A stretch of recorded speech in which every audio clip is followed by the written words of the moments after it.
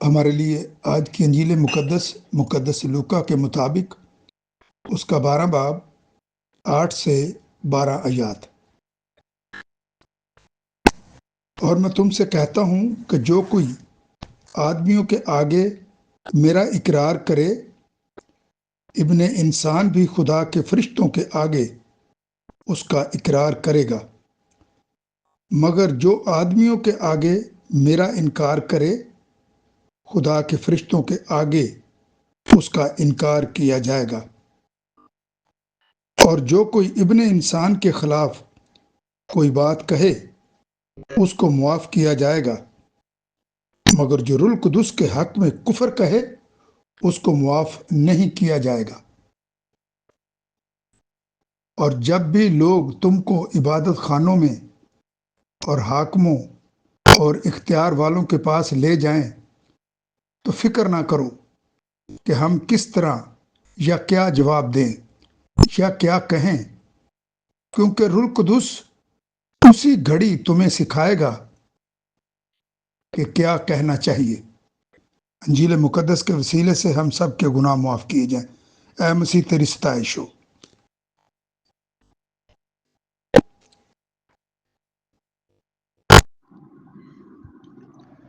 مسیح خداوند میں میرے عزیزوں میں فادر کاشف غوری OMI آج آپ سب کے ساتھ خداوند کے زندہ پاک کلام کو بانٹوں گا۔ آج کی پہلی تلاوت اور انجیل مقدس میں روح القدس کے کردار کو بخوبی طور پر اجاگر کیا گیا۔ مقدس پالوس رسول پہلی تلاوت میں ہمیں بتاتے ہیں کہ روح القدس ہمارے لیے کیا حاصل کر سکتا ہے۔ روح القدس ہمیں حکمت اور پہچان عطا کرتا ہے۔ ہمیں روح القدس مکاشفہ کی روح عطا کرتا ہے۔ روح القدس ہماری آنکھوں کو روشن کرتا ہے۔ روح القدس ہمیں سمجھ عطا کرتا ہے تاکہ ہم اس کی عظیم امید کو جان سکیں جو خداوند یسوع مسیح میں ہمیں حاصل ہوتی ہے۔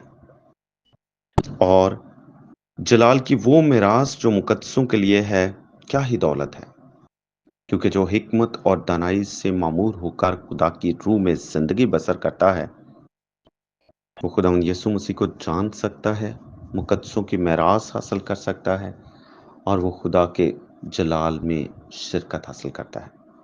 اس لیے روح القدس کو اپنے اندر کام کرنے دینا یا اس کے لیے دروازے بند رکھنا یہ ہم پر منحصر ہے۔ ایسے خداوند یسوع مسیح اور زیادہ روح القدس کے کردار کو اجاگر کرتے ہیں۔ وہ کہتے ہیں کہ روح القدس مشکل حالات میں تمہیں سکھائے گا کہ تم نے کیا کہنا ہے۔ روح القدس یہ سب کچھ کر سکتا ہے اگر ہم اسے اپنے اندر متحرک رکھیں اور کام کرنے دیں، کیونکہ اگر روح القدس کو اپنے اندر کام نہ کرنے دیا تو پھر ہم کبھی بھی خداوند کے گواہ نہیں ٹھہر سکتے۔ ہمیں بولنا، ہمیں گواہی دینا اور کیا کرنا ہے یہ شاید ہم سمجھ نہیں پائیں۔ خداوند یسوع مسیح نے اس کی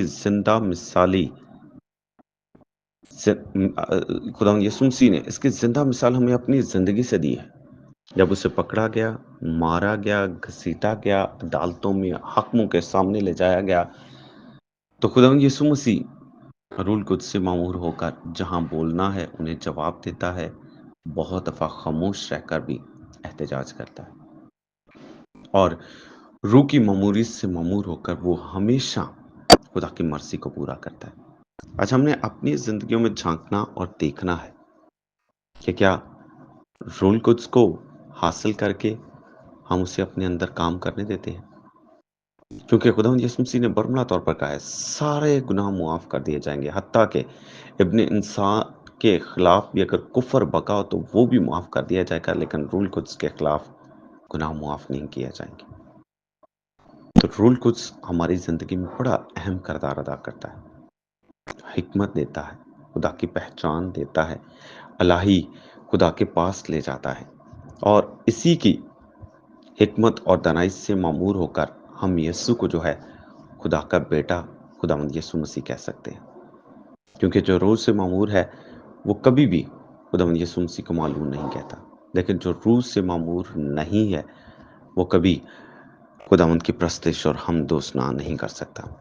اس لیے روح القدس بڑا اہم کردار ادا کرتا ہے ہماری زندگیوں میں.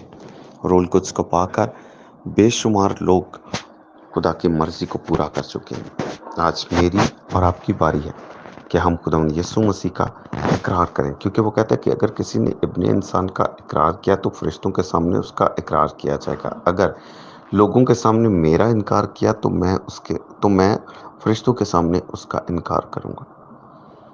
تو یہ سب کچھ ممکن ہے روح کو پا کر، جو ہمیں بپتسمہ میں تحفے میں ملتا ہے. استقام میں تقویت پاتے ہیں، ہم روح کی تقویت پاتے ہیں، اور یہی روح ہم میں بلوغت کو پہنچتا ہے جب ہم اس کے زیر سایہ زندگی بسر کرتے ہیں. اور خدا کا روح تب ہم میں کام کرتا ہے جب ہم خدا کے کلام کی روشنی میں زندگی بسر کرتے ہیں.